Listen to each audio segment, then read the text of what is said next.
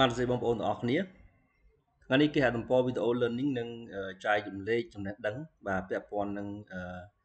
business strategy បាទណាដែលយើងឲ្យឈ្មោះថាយុទ្ធសាស្ត្រអាជីវកម្មអញ្ចឹងតើអ្វីយើងឲ្យឈ្មោះថាយុទ្ធសាស្ត្រអាជីវកម្មបើសិនជាយើងនិយាយខ្លីសាមញ្ញមានន័យថាបាទជាក្បួនជាវិធីបាទដែលយើងធ្វើយ៉ាងណាដើម្បីទទួលបានអតិថិជននិងឈ្នះដៃគូប្រកួតជ័យមកយើងបាទហ្នឹងបើយើងនិយាយខ្លីគឺមានន័យថាបែបហ្នឹងបាទមានថាជាក្បួនជាវិធីសាស្ត្រយើងធ្វើយ៉ាងណាដើម្បីទទួលបានអតិថិជនឲ្យបានច្រើនហើយអាចឈ្នះដៃគូប្រកួតជ័យមកយើងបាទនេះជាអត្ថន័យខ្លីមានន័យបែបហ្នឹងបាទនេះជានិយមន័យរួមវានេះនិយមន័យវែងណាបាទមុនខ្ញុំសង្ខេបខ្លីយុទ្ធសាស្ត្រអាជីវកម្មជាដំណើរការនៃសកម្មភាពឬក៏បណ្ដុំនៃការសម្រេចចិត្តដែលជួយសហគ្រិនក្នុងការសម្រេចបាននៅគោលបំណងអាជីវកម្មជាក់លាក់មួយ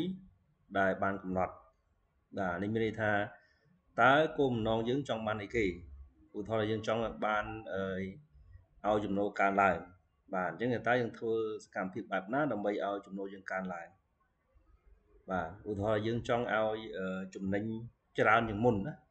យើងធ្វើយ៉ាងណាដើម្បីយើងទទួលបាននៅចំណេញច្រើនជាងមុនបាទឧទាហរណ៍យើងចង់បានអតិថិជនច្រើនជាងមុនតើយើងមានយុទ្ធសាស្ត្របែបណាដើម្បីទទួលបាននៅអតិថិជនច្រើនជាងមុនបាទយើងចង់ឈ្នះដៃគូប្រកួតជ័យរបស់យើងណាយើងចង់ឈ្នះដៃគូប្រកួតជ័យរបស់យើងអញ្ចឹងតើយើងមានសកម្មភាពបែបណាដើម្បីអាចឈ្នះបានអញ្ចឹងបានខ្ញុំបង្រួមជាខ្លីមានន័យថាជាក្បួនវិធីសាស្ត្រធ្វើរបៀបណាដើម្បីឲ្យយើងទទួលបានអតិថិជនហើយនឹងឈ្នះដៃគូប្រកួតជ័យរបស់យើងហើយយុទ្ធសាស្ត្រអាជីវកម្មគឺជាបណ្ដុំនេះគឺនិយមន័យថែមពីលើថែមពីចំណុចខាងលើនេះយុទ្ធសាស្ត្រអាជីវកម្មគឺជាបណ្ដុំនៃចលនានិងសកម្មភាពប្រកួតប្រជែងដែលអាជីវកម្មប្រើដើម្បីទាញបាទអតិថិជនបាទ